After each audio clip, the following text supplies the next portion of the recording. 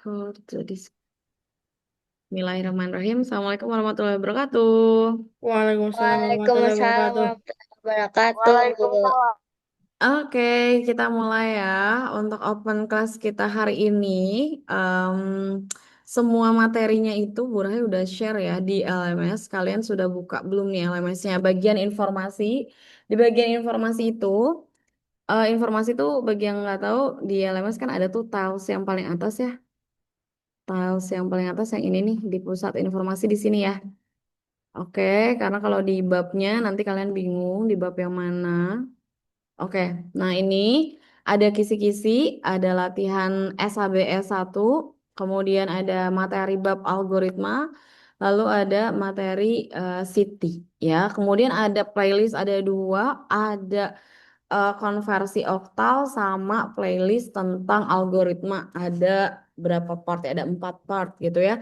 Jadi ini udah lengkap banget nih ya, udah di-share semuanya kepada kalian, tinggal kalian berusaha semaksimal mungkin.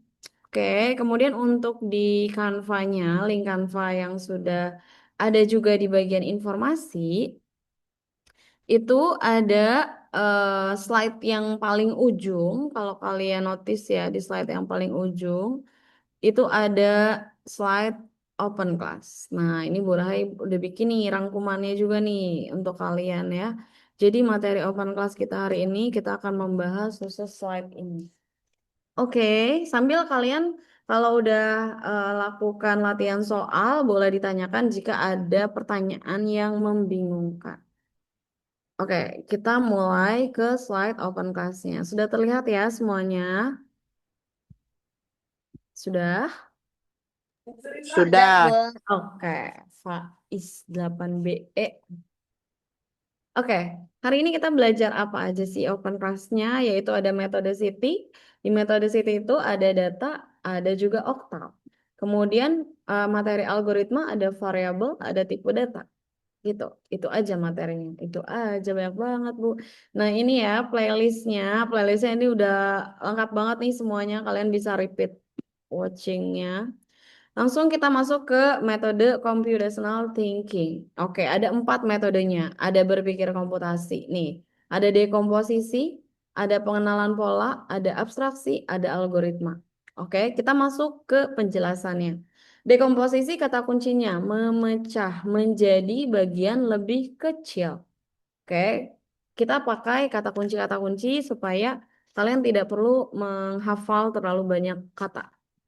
Oke, contohnya nanti di soalnya lebih ke contoh kasusnya. Ya, dari kasus tersebut kira-kira metodenya apa gitu ya. Contohnya di sini, ketika siswa diminta membuat aplikasi pemesanan makanan, mereka tidak langsung mengerjakan semuanya sekaligus, tetapi ada kata-kata memecahnya menjadi beberapa bagian. Nah, seperti membuat fitur login, menampilkan daftar menu, menambahkan keranjang belanja, menyediakan metode pembayaran, hingga melacak status pesanan. Nah, di sini karena ada kata-kata memecah menjadi beberapa bagian, artinya dia termasuk ke dalam dekomposisi. Gitu ya. Jadi kalau ada kegiatan lalu dia memecah, membagi, kayak membagi tugas-tugas kepada teman anggota kelompoknya. Berarti itu juga dekomposisi. Oke, next kita ke pattern. Pattern itu pola, berkaitan sama pola, ya kan? Kemampuan untuk melihat persamaan. Oke, contohnya, siswa belajar mengenai pola bilangan ganjil dan genap melalui aktivitas membagi bilangan dengan 2. Nah, ketika dia mencoba hasilnya selalu konsisten nih, misalkan 3 bagi 2 kok hasilnya selalu 1. Terus 4 bagi 2 hasilnya 0. Lalu 5 bagi 2 hasilnya 1. Nah, dia dapat tuh polanya bahwa kalau nggak 0 kok hasilnya 1. Kayak gitu, antara 0 sama 1, 0 sama 1. Nah, itu menjadi sebuah pola. Baru dia simpulin bahwa oke, berarti yang hasil modnya itu 1 adalah ganjil, kalau modnya 0 adalah genap. Seperti itu. Oke. Kemudian abstraction. Abstraction itu kata kuncinya fokus. Fokus kepada hal penting aja. Oke, ketika membuat program permainan tebak angka, pada awalnya mereka mungkin memikirkan semua detail seperti tampilan warna, tombol, atau animasi. Namun siswa diminta untuk menyederhanakan masalah hanya pada bagian inti, yaitu bagaimana program menghasilkan angka acak dan bagaimana pengguna menebaknya. Dengan mengabaikan detail yang tidak penting, siswa fokus. Nah, berarti ini adalah abstraction. Contoh lain, misalkan kamu sedang membuat aplikasi absen. Pada aplikasi absen itu, kamu hanya membutuhkan detail nama dan keterangannya, sakit, izin, alfa. Gitu. Tidak perlu alamatnya dari mana, tidak perlu agamanya apa, itu abstraction. Jadi kita fokus pada hal yang emang diminta aja, hal yang penting aja. Kemudian ada algoritma. Algoritma kata kuncinya langkah-langkah. Setiap ada pernyataan kayak bla bla bla, langkah-langkah, udah pasti itu pilih algoritma ya. Andi ingin membuat segelas teh manis. Ia harus memikirkan langkah yang benar. Jika ia menuangkan air panas dulu sebelum masukkan gula, teh bisa tercampur tidak rata. Oleh karena itu, dia membuat langkahnya. Langkahnya ambil gelas, masukkan gula, masukkan teh, tuang air panas, aduk hingga larut, baru sajikan. Ini adalah langkahnya, maka disebut algoritma. Oke, bisa bedakan sekarang keempatnya. Dekomposisi membagi, pola pattern recognition berkaitan sama pola atau persamaan, abstraction fokus, kemudian algoritma langkah-langkah.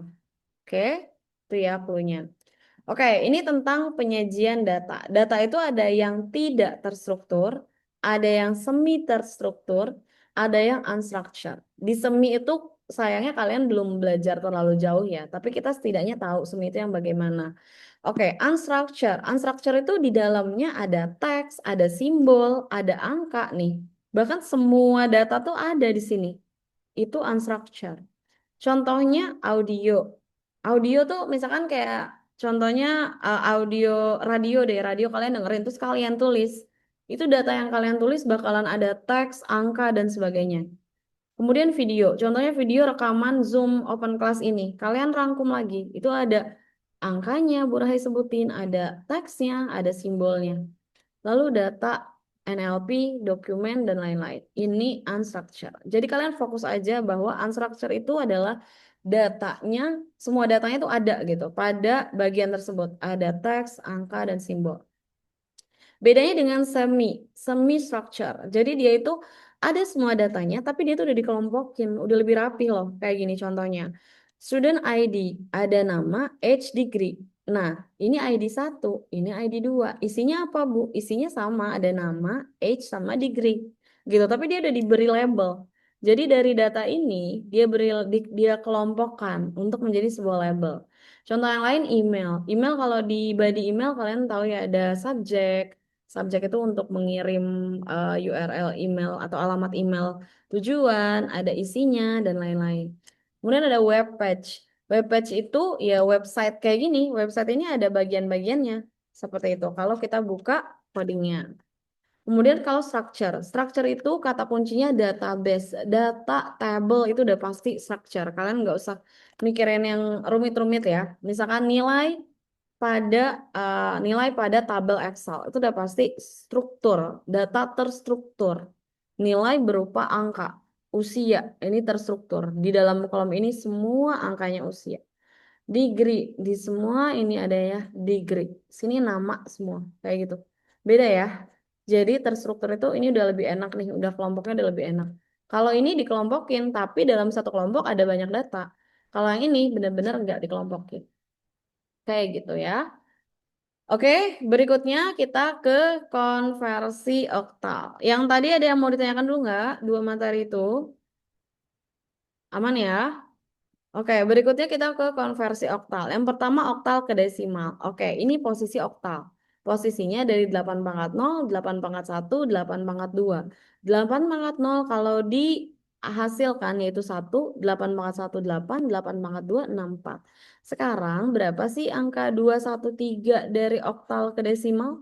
Nah, kalian, ini gampang banget ya. Kalian tinggal masukkan aja angkanya 2, 1, 3. Oke, baru kalian kalikan. 64 kali 2 berapa? 128. Kemudian ditambah 8 kali 1 berapa? Yaitu 8. Kemudian ditambah 3 kali 1 berapa? Yaitu 3. Nah, dapat deh hasilnya. Kayak gini contohnya ya. Bu, gimana kalau angkanya cuma 2? Ya kalau 2 kita bermain dengan 2 tabel aja. Misalkan angkanya itu eh, 1 dan 3. Cuma 1 dan 3 nggak ada angka 2 di depannya. Ya udah berarti di sini. Di sini aja bermainnya 1, di sini 3. Misalkan 1 3 oktal ke desimal. Terus gimana Bu? Ya udah sama caranya. Dikali, baru ditambah. Posisinya ingat dari 8 pangkat 0. Jadi kalau ada pertanyaan, 3 itu di posisi berapa? 3 itu di posisi 8 pangkat 0. 1 itu di posisi 8 pangkat 1. 2 di posisi 8 pangkat 2. Kalau kalian susah pahaminya, susah hafalinnya, ya kalian hitung aja dari 0. Ini 0, 1, 2 gitu. Oke, itu oktal ke desimal. Gimana? Masih ada yang bingung oktal desimal? Tidak ada? Oke, Aman, Bu. aman. Lanjut berarti. Insya Allah. Insya Allah. Oke, konversi oktal, desimal ke oktal. Ada catatannya nih, dibagi lalu tentukan hasil dan sisanya. Sisa ini kayak kita belajar mod tuh ya. Oke, caranya misalkan 103 desimal, berapa oktal ya? Oke, 103 yaitu dibagi 8. Berapa hasilnya? 12. Sisanya 7. Bu, itu dapatnya dari mana ya? Kok bisa 12? Kalian bisa pakai pembagian pistol. Oke, pembagian pistol ya. Tuh yang dari TK udah belajar. Oke, kan gini ya. 103 dibagi 8. Oke, hasilnya di sini 1 kan awalnya gini. Terus di sini 8. Oke, terus gimana? 2. Aduh, angkanya jelek. 3, kemudian ini 2, oke. Kemudian ini 16, oke. Dikurangi lagi, ini 7. Nah, sekarang kita udah dapat. Hasilnya bagian atas, sisanya bagian bawah. Bu, nggak sampai koma, enggak. Pokoknya kalau udah nggak bisa dibagi, udah stop. Itu adalah sisanya. Oke, kemudian udah dapat 12 sama 7 loop pertama. Yang keduanya 12 nih. 12-nya dibagi sama 8 lagi. Yaitu hasilnya 1, sisanya 4. Sama seperti tadi caranya. Lalu 1 dibagi 8 lagi. Ya, ini 1 dibagi 8 lagi, hasilnya 0, sisanya 1. Sampai sini dibagi lagi nggak Bu? Enggak, stop. Karena dia hasilnya sudah 0. Oke, dari sini baru kita baca dari bawah ke atas. Oke, dari bawah ke atas hasilnya 147. 147. Sorry, 7. 147. Ya, dari bawah ke atas. Ada yang bingung? Tidak? 1 bagi 8, kenapa hasilnya 0 ya, Bu? Kok sisanya 1? Bisa pakai pembagian pistol gini juga, tapi kan sama ya. Jadi kita pakai logika aja. Kalau kita punya satu pulpen mau kita bagi ke 8 orang itu nggak bisa karena kita nggak main desimal nih. Nggak akan bisa kan? Maka berapa jumlah siswa yang terbagi? 0 karena nggak ada yang kita bagi. Lalu sisanya berapa? 1, yaitu pulpen itu sendiri. Jadi kalau dia lebih kecil, berapapun itu, misalkan 7, 7 bagi 8 ya hasilnya 0, sisanya 7. 6 bagi 8 hasilnya 0, sisanya 6. Kayak gitu. Kalian nggak perlu ngitung lagi ya, ini harus di luar kepala. Oke, itu bagian desimal ke oktal. Gimana teman-teman? Paham ya? Kita lanjut ya. Oke, berikutnya oktal ke biner. Oktal ke biner, ingat ya, 1 digit oktal, 3 digit biner. Oke, di sini ada contohnya nih. Contohnya ini 6, ya. 6 itu eh berapa ya? Ini kan tabelnya tabel biner ya, waktu pelajaran kelas 7. 6 itu 4 ditambah 2. Berarti ini 1, 1, 0. Dari mana ya? Ini dari tabel biner nih. 2 pangkat 0, 2 pangkat 1, 2 pangkat 2. Pokoknya selalu kayak gitu. Kemudian 2 pangkat 0 hasilnya 1, 2 pangkat 2 hasilnya 2, 2 pangkat 1 hasilnya 2, 2 pangkat 2 hasilnya 4. Baru deh tinggal 4 ditambah 2, taruh 1, ini nggak diajak nih, 0 gitu. Nah sekarang kita ke soalnya, 2. Oke, 2 kita buat juga kayak gini ya. Lalu kalian buat nih 1, 2, 4. Dari mana Bu? Dari tabel ya. Tabel ini. 1, 2, 4. Oke, jangan kebalik ya. Ini ya posisinya. 2, 2 itu yang mana aja? Ini aja kan? Ini dipakai nggak? Enggak. Ini dipakai nggak? Enggak. Oke, duanya udah kita dapat nih. Lalu 1. 1 juga sama. Kita kayak gitu juga ya. 1, 2, 4. 1, 2, 4. Oke. Kemudian 1 cuma 1 aja. Ini dipakai nggak? Enggak. Kayak gini. Lalu 3. Oke. 3. Terakhir nih. 1, 2, 4. 3 itu 2 ditambah 1. Nolnya nggak diajak. Nah, 4-nya nggak diajak ya kan? Udah deh. Sederetan ini adalah oktalnya. Gitu. Berarti hasilnya 1, 0, 0, 0, 1, 0, 1, 1. Ya, jadi kalian bikinnya tuh sebaris aja biar nanti pas ngebarisin kayak gini udah aman. 0 yang di depan ini boleh dipakai, boleh enggak ya? Karena kita tahu 02 sama 2 itu sama. Sama kayak binary. 0 di depan sama enggak ada nolnya itu nilainya sama. Oke, ini oktal ke biner.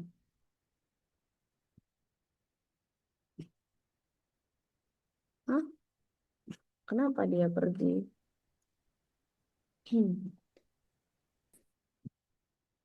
Oke, ke close ya slide-nya. Sampai mana tadi ya?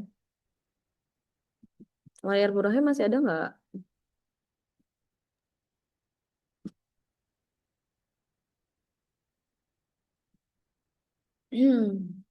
Kita sampai sini.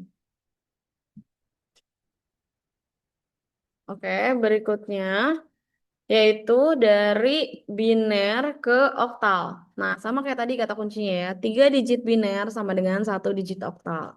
Kalau ada biner 100, 001, dan 110, itu langsung aja kalian bikin 1, 2, 4. Lalu bikin lagi tuh 1, 2, 4 gini. Ya, 1, 2, 4. Udah deh, ini 4. Ini 1 dan ini 4 tambah 2 6. Kayak gitu aja. Ya. Misalkan binary-nya kita buat lain 11001111 random ya. Nah, berarti gimana nih di sini? Kalian bikinnya ya di sini 1, 2, 4, 1, 2, 4, 1, 2, 4, 1, 2 gitu. Ya. Ini kita buat lagi di sininya ya. Ini 1 gini. 2, aduh kecil-kecil banget. Nah, 1, 2, 4 berarti ini adalah 7. Oke, kelompok berikutnya 1, 2, 4 yaitu 5. Oke, kelompok berikutnya 1, 2, 4 yaitu 1. Kelompok berikutnya 1, 2 yaitu 3 ditambahin gitu. Jadi 3, 1, 5, 7. Itu deh. Oke, itu dari konversi oktal. Gimana? Ada yang masih bingung nggak? Tidak ya? Gak ada, Bu. Oke, siap, mantap. Kita lanjut ke algoritma. Oke, algoritma ini udah Burhan rangkum nih, sedemikian mungkin supaya kalian bisa bedain ya.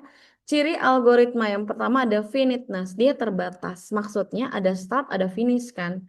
Dia itu kayak harus diawali sampai diakhiri, itu finiteness. Kalau definiteness, kepastian, hasilnya pasti. Misalkan, kalian membuat algoritma memasak algoritma mie instan, membuat mie instan. Itu udah pasti kan kalau kalian ikutin resepnya bakalan jadi mie instan. Nggak mungkin jadi nasi goreng gitu. Jadi itu kepastian. Kemudian input. Input itu memasukkan data. Contoh, misalkan algoritma mencari luas luas persegi. Data apa yang dimasukkan? Yaitu data panjang sama lebar. Atau data sisi kalau persegi sama sisi. Kemudian output itu keluaran. Menampilkan hasil. Contoh kalau di algoritma tadi, tampilkan hasil luas persegi. Seperti itu ya. Lalu effectiveness berarti dia efektif dan efisien. Bisa digunakan misalkan kayak luas sama dengan panjang kali lebar. Itu bisa kita kasih tuh algoritma itu, rumus itu ke orang lain untuk mencari luas persegi panjang. Kemudian penulisan algoritmanya ya. Yang pertama ada deskriptif, itu seperti teks prosedur atau resep atau pelajaran bahasa Indonesia, bahasa Inggris, ada langkah-langkah itu deskriptif. Lalu flowchart terdapat simbol-simbol ya. Lalu ada pseudocode, seperti bahasa pemrograman padahal bukan, tapi dia biasanya ada if, ada else, ada for, di situ udah ada. Oke, itu algoritma. Kemudian algoritma ini strukturnya. Strukturnya yang pertama nih ada 3. Sekuensial, percabangan, perulangan. Sekuensial artinya berurut. Berarti dari awal, dari start sampai finish. Misalkan ada kata-kata kayak Amar, Amar Kego. Kego membuat sebuah apa ya?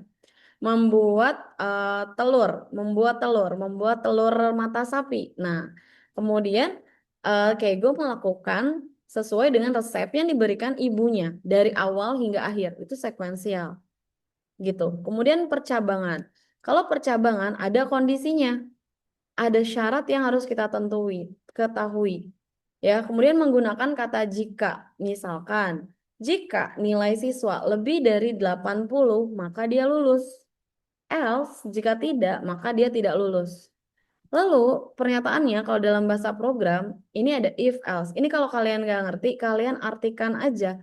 If artinya jika. Else itu, else itu apa? If else, jika dan hanya jika. Kalau jikanya ada 2 gitu. Kemudian switch, switch itu apa sih? Pindah, gantian, berganti gitu kan. Berarti dia itu percabangan, ada kondisinya. Kalau dalam flowchart dia ada simbol seperti ini, ada diamond atau belah ketupat. Kemudian perulangan atau looping, judulnya aja mengulang. Berarti kalau dia belum memenuhi syarat, maka dia akan diulang terus. Misalkan pada kegiatan remedial informatika bisa 5 kali attempt. Berarti kalian 5 kali looping. Sampai apa? Sampai passing grade-nya. Kemudian ada kata for, forever, repeat, do while. Ini artikan aja nih kalau nggak ngerti ya.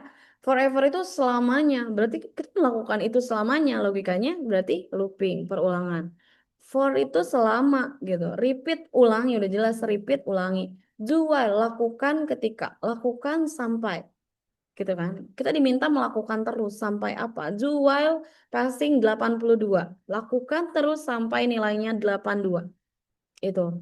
Kemudian kembali kalau dalam bahasa ada kata kembali. Kembali ke algoritma nomor 2 gitu. Jika di flowchart ada arrow yang kembali.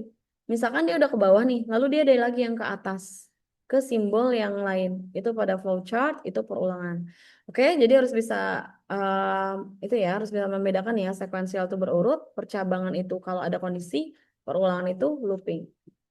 Oke, kemudian konsep dasar penulisan algoritma ada input, output, tadi udah kita bahas. Nah, ini variabel tempat menyimpan nilai. Dia anggaplah sebagai storage, kayak dompet itu menyimpan nilai. Isi dompetnya itu adalah tipe data nih, jenis-jenis data. Isi dompetnya nilai. Di dalam dompet itu ada uang, ada kartu. Nah, itu jenis-jenisnya tuh. Tipe data juga sama, ada jenis-jenisnya ya. Nanti kita bahas. Oke, ini penulisan variabel yang benar. Penulisan variabel yang benar kalau dia ada 2 kata dia pakai underscore ya, underscore aja. Kenapa? Karena nggak boleh pakai spasi. Ini ada spasinya. Atau pakai strip juga nggak boleh. Oke. Kemudian angka juga, angka nggak boleh di depan nih, dia bakalan salah. Oke, ini penulisan variabel. Kita cek nanti tipe datanya. Ini udah kelihatan ya. Kalau Budi berarti dia string. Kalau 15 berarti dia integer. 85 berarti dia integer juga. Oke. Nah, is lulus true berarti ini boolean. Oke, ini adalah contoh variabel yang benar dan ini variabel yang salah. Yang pertama karena angka di depan, yang kedua karena ada spasi, yang ketiga karena ada stripnya. Oke? Nah, berikutnya jenis variabel. Ada global, ada lokal. Global itu ada di atas. Di atas apa, Bu? Di atas algoritma. Ini dalam ini nih adalah algoritma nih. Nah, global itu adanya di atas. Terus dia bisa dipanggil nih di sini. Sedangkan kalau lokal adanya di dalam devnya ini, di dalam algoritmanya. Gitu bedanya ya. Kemudian kalau numerasi berarti variabelnya isinya angka. Kalau teks berarti variabelnya isinya teks. Kalau konstan berarti tidak bisa diubah. Contohnya nilai pi 3,14. Mau sampai kalian gede juga kayaknya sama 3,14. Itu konstan. Oke. Lalu jenis tipe data ada dua. Ada primitif, ada komposit. Primitif itu hanya menyimpan satu nilai sederhana. Contohnya bilangan 10. 10 adalah integer. Nilai 85,5. Ingat, kalau desimal ada komanya atau titik, berarti dia float. Kemudian true. True, false, 1, 0 itu boolean. Atau hidup, mati, seperti itu kalau di games, berarti itu boolean. Kemudian karakter itu char. Char itu cuma satu aja karakternya. Beda sama string. Kalau tipe data komposit itu gabungan dari sekumpulan nilai. Contoh, string itu gabungan dari apa, Bu? String itu gabungan dari char. Ini ada char B, char U, char D, char I.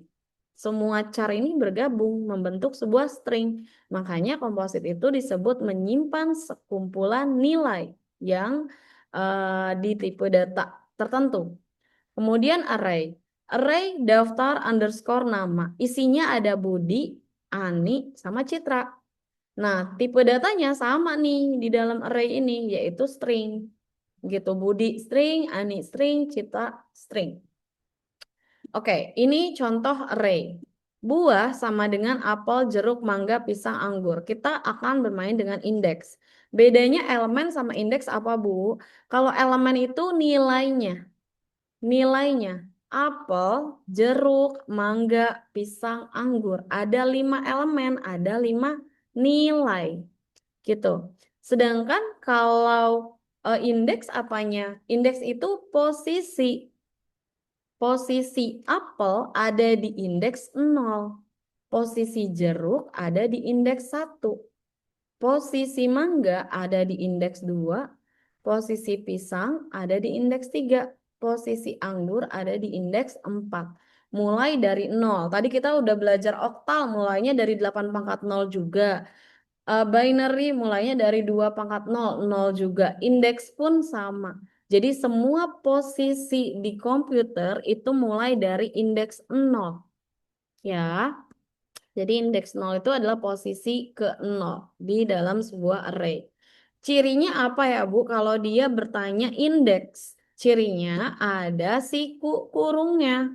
Kalau ada siku kurung kayak gini itu udah pasti dia nanyain indeks. Misalkan buah 3, buah siku kurung 3. Berarti dia nanya indeks ketiga, bukan elemen ya. Indeks ketiga isinya apa? 0, 1, 2, 3. Oh, isinya pisang. Gitu. Beda sama eh, jumlah elemen pada array buah adalah 5. Elemen keempat adalah pisang. Gitu ya. Karena elemen itu tadi apa? Nilainya. Gitu. Sedangkan kalau indeks itu posisinya. Gitu. Ya, bisa membedakan indeks sama elemen tidak nih kelas 8? Oke, untuk numerasinya ini ada modular atau mod. Dia adalah hasil dari sisa hasil bagi. Contohnya 15 bagi 2 sama dengan 7, sisanya 1. Nah, ini adalah modnya. Berarti 15 mod 2 hasilnya 1. Oke, penulisan mod itu seperti apa? Penulisan mod itu seperti ini. Misalkan 28 mod mod 3 deh ya. 28 mau 3 berapa ya hasilnya? Ada yang tahu nggak? Halo, pada tidur nggak nih? Satu. Apa? 28 mau 3 berapa? 9 sisa 1. 9 sisa satu. Karena 28 bagi 3 itu 9, sisanya satu. Artinya dia modnya satu. Bu, kok sama dengannya ada dua sih? Nah, di programming itu sama dengan ada dua. Karena ini perbandingan, makanya dia ada sama dengan lebih dari, sama dengan kurang dari, tidak sama dengan, seperti itu. Jadi sama dengan itu memang ada dua. Kalian nggak usah bingung kenapa sama dengannya ada dua ya, karena ini bahasa pemrograman. Oke, jadi 28 mau 3 sama dengan satu is true. True karena dia memang hasilnya satu. Kalau dia di sini bilang nol, maka false. Seperti itu. Itu Boolean. Oke, ini untuk kayaknya udah selesai untuk slide-nya. Ada yang mau ditanyakan dulu tidak? Tidak, Bu. Aman ya? Oke, yang di LMS-nya minta tolong untuk dikerjakan ya semuanya. Ada yang bingung di soal latihannya atau sudah aman?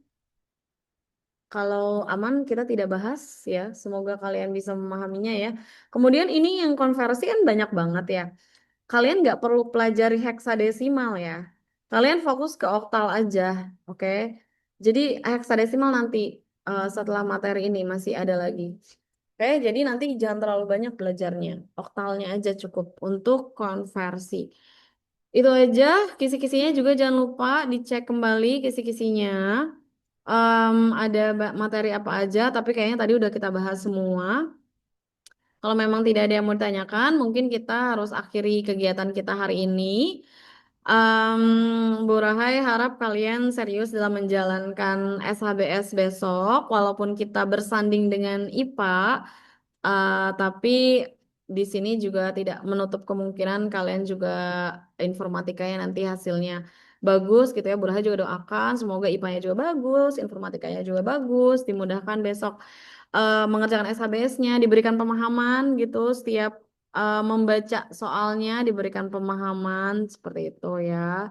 Kalau tidak ada yang ingin ditanyakan, kita akhiri dengan mengucap hamdalah. Alhamdulillahirabbil alamin. Terima kasih banyak. Mohon maaf waktunya terlewat ya.